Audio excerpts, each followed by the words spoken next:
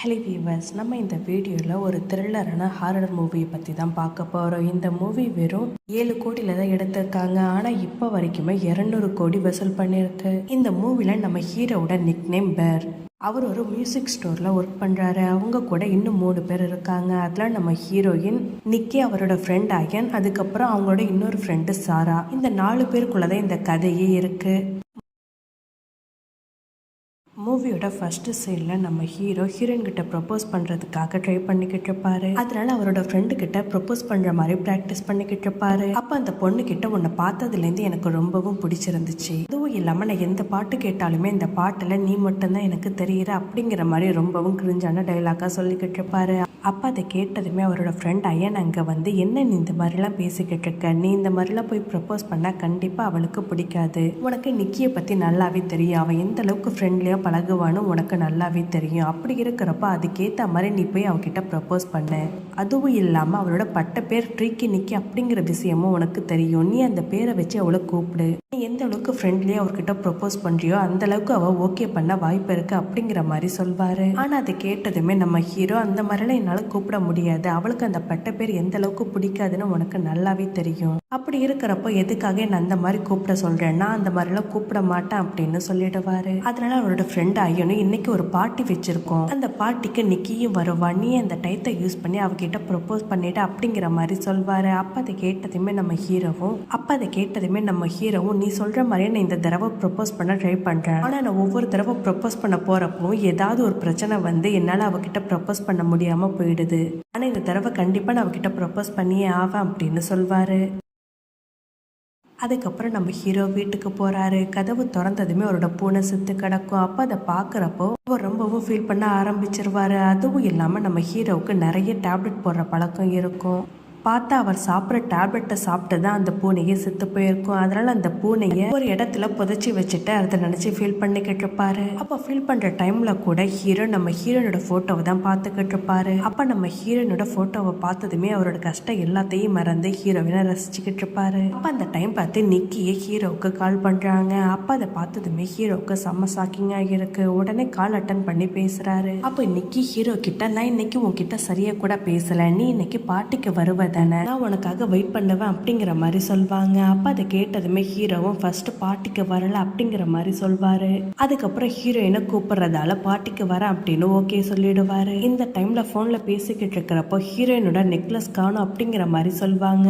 அதனால நம்ம பார்ட்டிக்கு போறப்போ ஹீரோயினுக்கு ஒரு நெக்லஸை வாங்கிட்டு போகலாம் அப்படின்னு சொல்லிட்டு ஒரு நகை கடைக்கு போவாரு. ஆனா அங்க இருக்கிற நகை எல்லாமே ரொம்பவும் எக்ஸ்பென்சிவா இருக்கும். அதனால நகை அவரால் வாங்க முடியாது. அப்ப அந்த டைம்ல தான் அங்க ஒரு பேக் இருக்கிறத நோட் பண்றாரு. அப்ப அந்த பேக்ல 1 wish வில்லோ அப்படிங்கிற மாதிரி எழுதிருக்கும். அப்ப அதை பார்த்ததுமே நம்ம ஹீரோவும் அந்த பேக்கை வாங்கிட்டு போய் ஹீரோ கிட்ட கொடுக்கலாம் அப்படின்னு சொல்லிட்டு முடிவு பண்றாரு. அப்ப அந்த கடையில ஒர்க் பண்றவங்க கிட்ட அந்த பேக்கை கொடுக்க சொல்லி கேட்கிறாரு.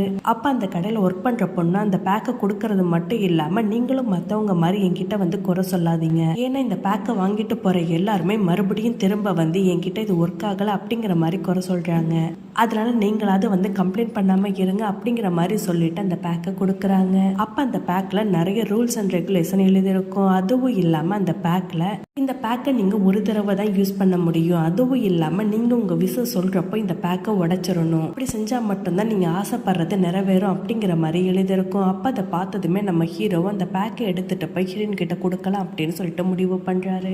அப்ப பார்ட்டிக்கு போனதுமே ஹீரோயின் அங்க இருப்பாங்க. அப்ப அதை பார்த்ததுமே அவரோட ஃப்ரெண்டு ஹீரோ கிட்ட வந்து, நிக்கி அங்க தனியா தான் உட்கார்ந்துருக்கா, இந்த டைத்தை நீ யூஸ் பண்ணி அவகிட்ட ப்ரப்போஸ் பண்ணிடு அப்படிங்கிற மாதிரி சொல்றாரு. அதெல்லாம் நம்ம ஹீரோவும் ஹீரோயின் கிட்ட பேசுறதுக்காக போறாரு. ஃபர்ஸ்ட் கொஞ்ச நேரம் பேசிக்கிட்டு தான் இருக்காங்க. அப்ப திடீர்னு அவரோட மற்ற ஃப்ரெண்ட்ஸ் எல்லாரும் வந்து ஜாயின் பண்ணிடுவாங்க. அதனால ஹீரோவால ப்ரப்போஸ் பண்ண முடியாம போயிடும்.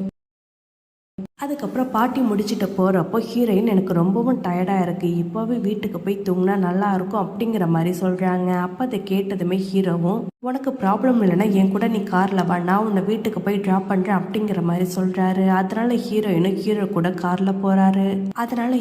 ஹீரோ கூட காரில் ஏறி போகிறாங்க. காரில் ஏறி போகிறப்போ நிக்கி ஹீரோ கிட்ட, எனக்கு உன் பூனை இறந்த விஷயம் இன்னைக்கு தான் தெரியும், அதை கேட்டப்போ எனக்கு ரொம்பவும் சங்கட்டமாக போச்சு, நீ அதை நினச்சி ஃபீல் பண்ணாமல் தைரியமாக இரு அப்படிங்கிற மாதிரி ஆறுதல் சொல்றாங்க. அதுவும் இல்லாம ஹீரோ கிட்ட, இன்னும் கொஞ்ச நாள் தான் இங்க இருப்பேன், அதுக்கப்புறம் நான் ஜாபை மாத்தலான்னு முடிவு பண்ணியிருக்கேன் அப்படிங்கிற மாதிரி சொல்வாங்க. அப்ப அதை கேட்டதுமே கேட்டதுமே ஹீரோவும் இதுக்கப்புறம் என்னால உன்னை பார்க்க முடியாது அப்படின்னு நினைக்கிறப்போ கொஞ்சம் கஷ்டமா தான் இருக்கு, இருந்தாலும் வேற வழி இல்லை, அதுவும் இல்லாம நான் உனக்கு ஒரு gift வாங்கிட்டு வந்திருக்கிறேன் அப்படிங்கிற மாதிரி சொல்வாரு. அப்ப அதை கேட்டதுமே நிக்கி எனக்காக gift வாங்கிட்டு வந்திருக்கே அப்படிங்கிற மாதிரி ஒரு மாதிரி பதட்டமா பேசுறாங்க. அதுவும் இல்லாம ஹீரோயினுக்கு அந்த கிஃப்டை வாங்குறதுல விருப்பமும் இருக்காது. அதுவும் இல்லாம வீடு வந்ததால உடனே நிக்கி காரை விட்டு இறங்கி வீட்டுக்கு போக பாப்பா. அப்ப நம்ம ஹீரோ சும்மா இருக்காம நம்ம ஹீரோயினை ஃப்ரீக்கி நிக்கி அப்படிங்கிற மாதிரி பட்ட பேர் வச்சு கூப்பிடுறாரு. அப்ப அதை கேட்டதுமே ஹீரோயின் கடுப்பாயி ஏன் அந்த மாதிரி கூப்பிட்ட, எனக்கு அந்த பேரை சொல்லி கூப்பிடுறது பிடிக்காதுன்னு உனக்கு நல்லாவே தெரியும் தானே, அப்படி இருக்கிறப்போ ஏன் இந்த மாதிரி கூப்பிட்ட அப்படின்னு சொல்லிட்டு கேட்குறாங்க.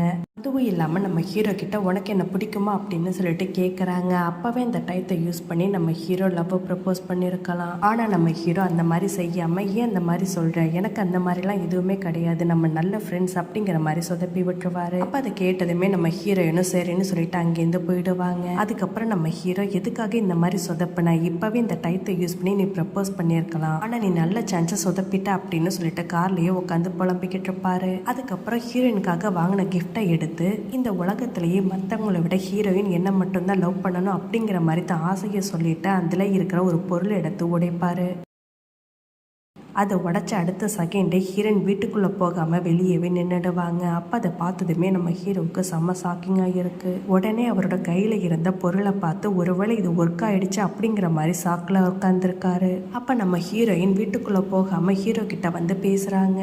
அப்போ ஹீரோ கிட்ட எனக்கு வீட்டுக்குள்ளே போகவே பிடிக்கல, எங்கள் அப்பாவுக்கு கேன்சர், அவர் அடிக்கடி ஹாஸ்பிட்டலில் தான் இருப்பார், இந்த வீட்டுக்குள்ளே தனியாகவே இருக்கிற மாதிரி இருக்கும், அதுவும் இல்லாமல் உன் பூனையும் இறந்துருச்சுன்னு சொன்னேன், அதனால நீ கூட வீட்டுக்கு போனால் கண்டிப்பா தனிமையில தான் இருப்ப, அதனால நம்ம ரெண்டு பேருமே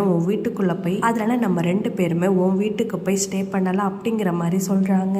அதை கேட்டதுமே நம்ம ஹீரோவுக்கு செம்ம ஷாக்கிங்கா இருக்கும். ஏன்னா அந்த ஒன் பீஸ் வில்லோவை உடைச்சதுக்கு அப்புறம் ஹீரோயின் பேசுறது எல்லாமே ஒரு மாதிரி வியர்டாவே இருக்கும். அதனால ஹீரோவுக்கு என்ன செய்யறதுன்னு தெரியாம அப்படியே முழிச்சுக்கிட்டு இருப்பாரு. ஆனா ஹீரோயின் அதை கூட கண்டுக்காம கார்ல ஏறி வா நம்ம வீட்டுக்கு போலாம் அப்படின்னு சொல்லிட்டு ஹீரோவை கூட்டிட்டு வீட்டுக்கு போயிடுறாங்க. வீட்டுக்கு போனதுமே ஹீரோ நீ இந்த பெட்ல படுத்துக்கோன்னா வெளியே படுத்துக்கிறேன் அப்படின்னு சொல்லிட்டு வெளியே படுக்கிறதுக்காக போறாரு.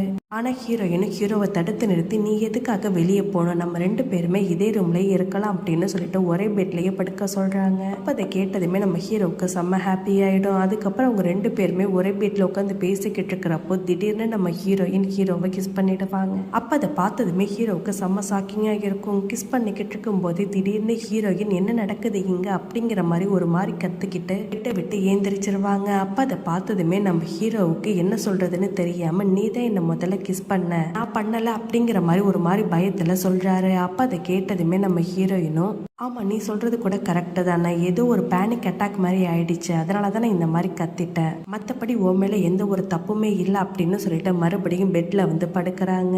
ஆனா அதுக்கப்புறம் ஹீரோனை கீழேயே படுத்துக்கிறேன் அப்படின்னு சொல்லிட்டு கீழேயே படுக்க போறாரு. அதுக்கப்புறம் ஹீரோயின் தூங்கினதுக்கு அப்புறம் உடனே கூகுள் எடுத்து செக் பண்ணி பாக்குறாரு. அப்ப ஒன் பீஸ் வில்லோவை பத்தி செக் பண்ணி பாக்குறாங்க. அப்ப நிறைய பேர் அதுல ஒன் பீஸ் வில்லோ உண்மையானது அப்படிங்கிற மாதிரி கமெண்ட் பண்ணியிருக்காங்க. ஆனா நிறைய பேர் அது சும்மா ஃபேக் அப்படிங்கிற மாதிரி கமெண்ட் பண்ணியிருப்பாங்க. அதுக்கப்புறம் ஹீரோ அதெல்லாம் பார்த்துட்டு என்ன பண்றதுன்னு தெரியாம தூங்க போயிடுவாரு. அடுத்த நாள் காலையில ஏந்திரிக்கிறப்போ ஹீரோயின் பெட்ல இருக்க மாட்டாங்க. அதுக்கப்புறம் ஹால்ல வந்து செக் பண்ணி பாக்குறப்போ ஹீரோயின் செத்து போன அந்த பூனையை தோண்டி எடுத்துட்டு வந்து ஒரு பூஜை மாதிரி பண்ணிக்கிட்டு இருப்பாங்க. அப்ப அதை பார்த்ததுமே ஹீரோவுக்கு செம்ம ஷாக்கிங்கா இருக்கும். உடனே ஹீரோயின் கிட்ட நீ என்ன இங்க பண்ணிக்கிட்டு இருக்க, எதுக்காக செத்து போன பூனை எடுத்துட்டு வந்து இந்த மாதிரி செய்யற அப்படின்னு சொல்லிட்டு கேட்பாரு. அதுக்கு உடனே நிக்கியும் உனக்கு இந்த பூனையை எவ்வளவு பிடிக்கும்னு எனக்கு நல்லாவே தெரியும், உனக்கு பிடிச்ச இந்த பூனையை இந்த மாதிரி சாதாரணமா அடக்கம் பண்றதுல எனக்கு விருப்பம் இல்லை, அதனாலதான் நான் அதுக்காக ஸ்பெஷலா பூஜை எல்லாம் பண்ணிக்கிட்டு இருக்கேன், மற்றபடி வேற எதுவுமே இல்லை அப்படிங்கிற மாதிரி சொல்றாங்க. அப்ப அதை கேட்டதுமே ஹீரோ அதை சாதாரணமா எடுத்துட்டு அங்கேருந்து போயிடுவாரு. அடுத்த நாள் காலையில ஹீரோவும் ஹீரோயினும் ஒன்னா ஆபீஸுக்கு போறாங்க. அதை பார்த்ததுமே அவரோட ஃப்ரெண்ட் ஆகி எனக்கு செம்ம ஷாக்கிங் ஆகியிருக்கும். அதுக்கப்புறம் ஹீரோவை கூட்டிட்டு தனியா போய் பேசுறாரு. அப்பதான் ஹீரோ நடந்த எல்லாத்தையும் சொல்றாரு. அதுவும் இல்லாம ஒன் பீஸ் பில்லோவை பத்தியும் சொல்வாரு. அப்ப அதை கேட்டதுமே அவரோட ஃப்ரெண்ட் ஆகி சும்மா ஏதாவது காமெடி பண்ணிக்கிட்டு இருக்காத, நீ ஏதாவது குடிச்சிருப்பன்னு நினைக்கிற, அதனாலதான் லூசுத்தனமா பேசிக்கிட்டு இருக்க. நீ ஃபர்ஸ்ட் உனக்கு போதை இறங்குனதுக்கு அப்புறம் என்கிட்ட வந்து பேச அப்படின்னு சொல்லிட்டு அங்கேருந்து போயிடுறாரு. அப்ப அவங்க பேசுற எல்லாத்தையுமே நம்ம ஹீரோயின் தூரமா நின்று கேட்டுக்கிட்டு தான் இருக்காங்க. அதுக்கப்புறம் வேலையை விட்டு போறப்ப நம்ம ஹீரோயின் நிக்கி ஹீரோவை கண்டுக்காம அந்த ஃப்ரெண்ட் அயன் கூட கார்ல ஏறி போயிடுவாங்க. அப்ப அதை பார்த்ததுமே நம்ம ஹீரோவும் காரை எடுத்துட்டு வீட்டுக்கு வந்துருவாரு. வீட்டுக்கு வந்து அவரோட ஃப்ரெண்டு கிட்ட என்னால நிக்கியே புரிஞ்சிக்கவே முடியல. நேத்து என்னன்னா என்ன கிஸ் பண்ணா, இன்னைக்கு என்னன்னா என்ன கண்டுக்காம உன் கார்ல ஏறி உன் கூட வந்துட்டா. இவ என்ன இவ்வளோ வியடா நடந்துக்கிறா, எனக்கு என்ன சொல்றதுன்னே தெரியல அப்படின்னு சொல்லிட்டு புலம்பிக்கிட்டு இருக்காரு. புலம்பிக்கிட்டு இருக்கும் போதே நிக்கி வெளியே வந்து கதவை தட்டுறா. அப்ப அதை பார்த்ததுமே ஹீரோவும் கதவை திறந்து நிக்கி கிட்ட பேசுறாரு. அப்ப நிக்கியும் நான் இந்த மாதிரி உன்னை கண்டுக்காம அவனோட கார்ல ஏறி போனது தப்புதான். ஆனா நேத்து நடந்தது எனக்கு என்னமோ சாதாரணமா தெரியல. உன்னை எனக்கு எந்த அளவுக்கு பிடிக்கும்னு எனக்கு நல்லாவே தெரியும். அதே மாதிரிதான் எனக்கு உன்னை ரொம்பவும் பிடிச்சிருக்கு. அதனாலதான் நேத்து நைட்டு நான் உன்னை கிஸ் பண்ண அப்படிங்கிற மாதிரி சொல்றாங்க. அப்ப அதை கேட்டதுமே நம்ம ஹீரோவுக்கு அதனாலதான் நேத்து நைட்டு நான் உன்னை கிஸ் பண்ண அப்படிங்கிற மாதிரி சொல்றாங்க. அப்ப அதை கேட்டதுமே நம்ம ஹீரோவுக்கு செம்ம ஹாப்பி ஆயிடும். ஏன்னா ஹீரோவுக்கு ஹீரோயின் மேல எந்த அளவுக்கு கிரஸ் இருக்கு அப்படிங்கிற விஷயம் நம்ம எல்லாருக்குமே தெரியும். அதுக்கப்புறம் அன்னைக்கு நைட்டு அவங்க 2 பேருமே ஒரே ரூம்ல ஒன்னா இருக்காங்க. அதுக்கப்புறம் அவங்க லவ்வும் இன்னுமே அதிகமாயிடும். அதுக்கப்புறம் ஒரே ரூம்ல இருக்கிறது, ஒன்னா மூவி பாக்குறது, ஒன்னா சமைக்கிறது அப்படின்னு சொல்லிட்டு அவங்க 2 பேருமே ரொம்பவும் லவ் பண்ணிக்கிட்டு இருப்பாங்க. ஒரு நாள் நம்ம ஹீரோ நிக்கிய கூட்டிட்டு டேட்டுக்கு போவாரு. அப்ப அவங்க சாப்பிட்டுக்கிட்டு இருக்கிறப்ப ரொம்பவும் ஜாலியா பேசிக்கிட்டு இருப்பாங்க. அப்ப நம்ம ஹீரோவுக்கு அவரோட ஃப்ரெண்ட் அயன் கால் பண்றாரு. அப்ப அதை பார்த்ததுமே நம்ம ஹீரோ ஃபர்ஸ்ட் அந்த காலை கட் பண்ணிட்டு நம்ம ஹீரோயின் கூட பேசிக்கிட்டு இருக்காங்க. ஆனா அவரோட ஃப்ரெண்டு திரும்ப திரும்ப ஹீரோவுக்கு கால் பண்ணிக்கிட்டே இருக்காங்க. அதனால நம்ம ஹீரோவை அந்த போன் அட்டன் பண்ணி பேசுறாங்க. அப்ப நம்ம ஹீரோ கிட்ட நான் சொல்றது நீ நல்லா கேளு. நீ நினைக்கிற மாதிரி நிக்கியோட அப்பாவுக்கு ஒண்ணு கேன்சர் கிடையாது. அவர் நல்லா தான் இருக்காரு. இப்ப வரைக்குமே அவர் டெய்லியும் வேலைக்கு போய்கிட்டு தான் இருக்காரு.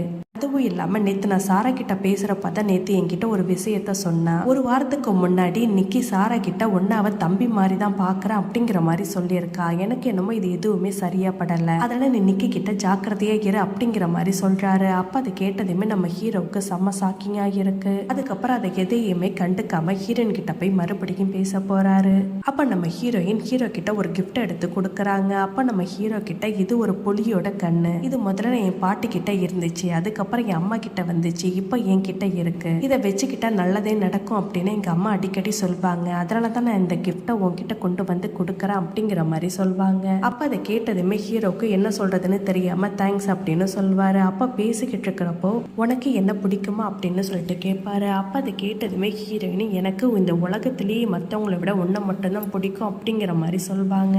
அப்ப அதை கேட்டதுக்கு அப்புறம் தான் அவருக்கு ஒரு டவுட்டே வருது. ஏன்னா அந்த ஒன் வீஸ் பில்லவை உடைக்கிறப்போ இந்த உலகத்திலேயே மத்தவங்களை விட ஹீரோயினுக்கு என்ன மட்டும்தான் பிடிக்கணும் அப்படிங்கிற மாதிரி விஷ் பண்ணியிருப்பாரு. அதனால உடனே ஹீரோயின் கிட்ட உண்மையாவே உங்க அப்பாவுக்கு கேன்சர் இருக்கா அப்படிங்கிற மாதிரி சொல்லிட்டு கேட்கிறாரு. அப்ப அதை கேட்டதுமே நம்ம ஹீரோயின் ரொம்பவும் கடுப்பாயி உடனே ஏந்திரிச்சு நின்று இப்ப அதை பத்தி நீ எதுக்கு கேட்கிற, அதெல்லாம் முக்கியமே கிடையாது. நான் ஒரு அழகான டேட்டுக்கு வந்திருக்கோன்னு சொல்லிட்டு சந்தோஷமா இருக்கேன். ஆனா நீ என் மூடையே ஸ்பாயில் பண்ற. இந்த மாதிரி பேசுறது சுத்தமாவே பிடிக்கல அப்படின்னு சொல்லிட்டு ஒரு மாதிரி கத்துற மாதிரி பேசுறாங்க. அப்ப அதை கேட்டதுமே ஹீரோனை சமாதானப்படுத்தி அங்க உட்கார வச்சுட்டு அதுக்கப்புறம் வீட்டுக்கு கூட்டிட்டு போயிடுறாரு.